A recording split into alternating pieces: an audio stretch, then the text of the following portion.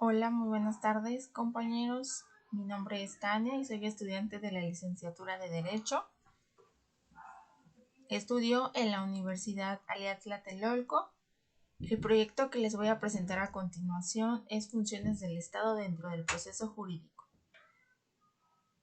Esta materia es de teoría general del proceso. Empecemos. Ok, esta es una pequeña introducción. La teoría de la división de los poderes tiene como finalidad lograr que el poder contenga al poder dividiéndolo en órganos diferentes que se refrenen recíprocamente para asegurar la libertad. El principio de la separación de los poderes dio lugar a la teoría de Montesquieu, que el que hace las leyes no sea el encargado de aplicarlas ni ejecutarlas, que el que las ejecute no pueda hacerlas ni juzgar de su aplicación, que el que juzgue no las haga ni las ejecute. Surge así el germen de los conceptos de legislación, administración y justicia, o función legislativa, función administrativa y función jurisdiccional. Desde que México es un país independiente, se estableció con toda precisión que una de las bases de la organización política y de su estructura gubernamental era el principio de división del ejercicio del poder, el llamado división de poderes, que fijó la regla especial de esa fragmentación en el ejercicio de las actividades que corresponden al Estado y prohibió la reunión en una o más personas de esos poderes separados. El ejercicio del poder soberano se divide en tres grandes agrupamientos de órganos del Estado que conforman el poder legislativo, el poder ejecutivo y el poder judicial, cada uno con su ámbito de acción, con su propia característica, estructura organizativa y con su conjunto de funciones y responsabilidades. El pueblo mexicano ejerce su soberanía por medio de los poderes de la Unión, es decir, de los poderes federales, en los casos de la competencia de estos, pero el pueblo también ejerce su soberanía a través de los poderes de los estados, en lo que toca en sus regímenes interiores. La Constitución Federal es la que expresamente ha creado estos dos órdenes de gobierno y quien también en forma expresa ha señalado el reparto de competencias para cada una de estas jurisdicciones. Las funciones del Estado.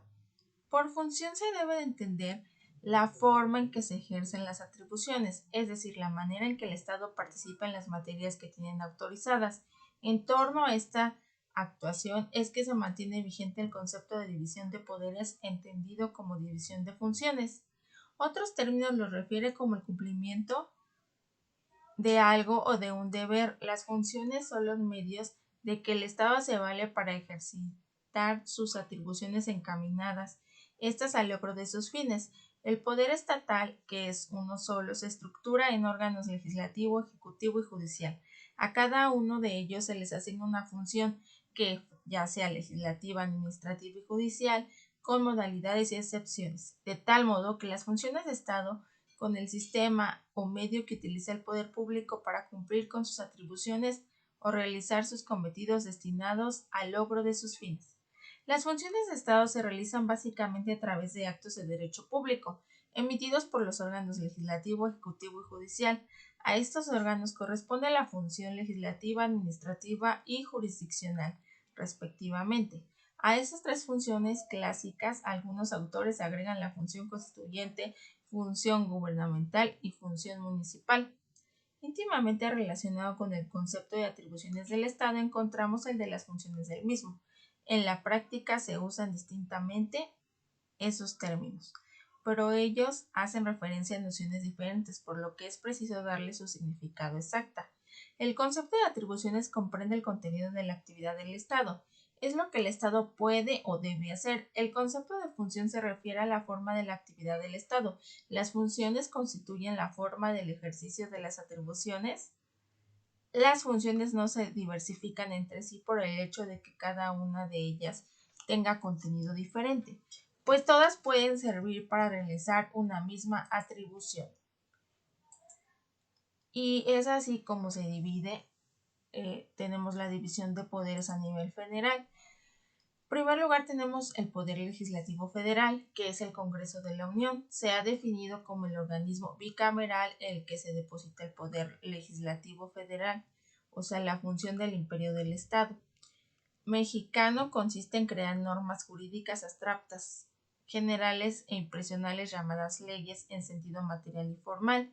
El Congreso de la Unión está formado por la Cámara de Diputados y Cámara de Senadores.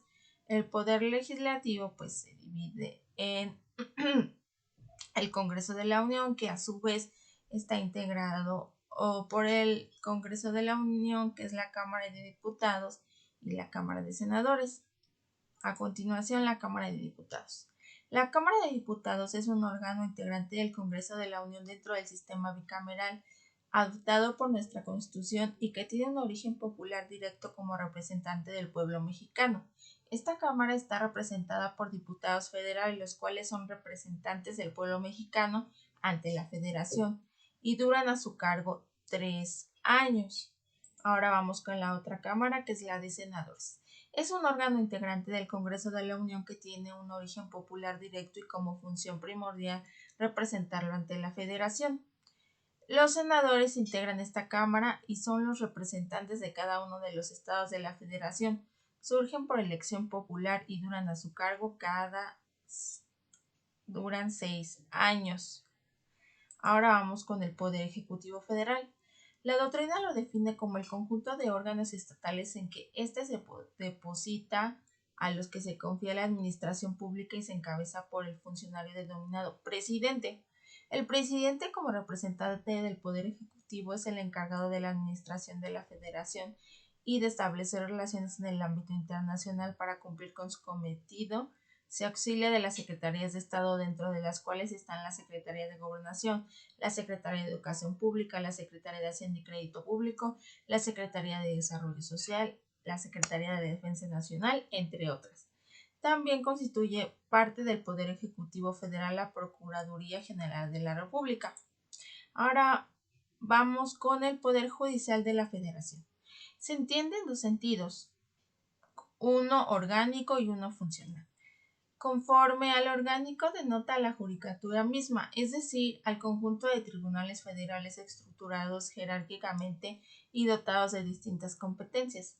Bajo en el segundo sentido, el funcional, dicho concepto implica la función o actividad de los órganos judiciales que el Estado desempeña. El Poder Judicial de la Federación se integra por la Suprema Corte de Justicia de la Nación, el Tribunal Electoral y el Consejo de la Judicatura Federal. En segundo lugar se encuentran los tribunales colegiados del circuito, que estos conocen de amparos directos y recursos a revisión de amparos indirectos, y de los tribunales unitarios del circuito, que conocen de apelaciones. Y en tercer lugar se encuentran los juzgados de distrito, quienes conocen de los juicios de amparo llamados indirectos, así como de asuntos civiles, mercantiles, penales y federales.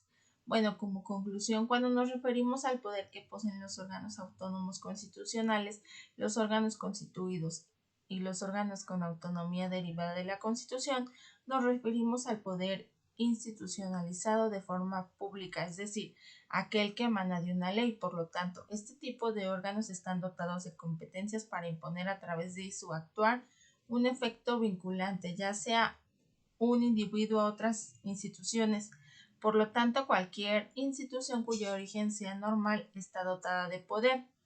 La función pública, al igual que el servicio público y las obras públicas, surge para satisfacer una necesidad general. Sin embargo, se diferencia de estas porque la función pública no impacta solo a la colectividad social, sino a la existencia política del Estado. Por lo tanto, su indebida relación no solo afecta a la sociedad, sino que a la larga tiende a destruir al Estado mismo. Por ello, solo pueden y deben realizar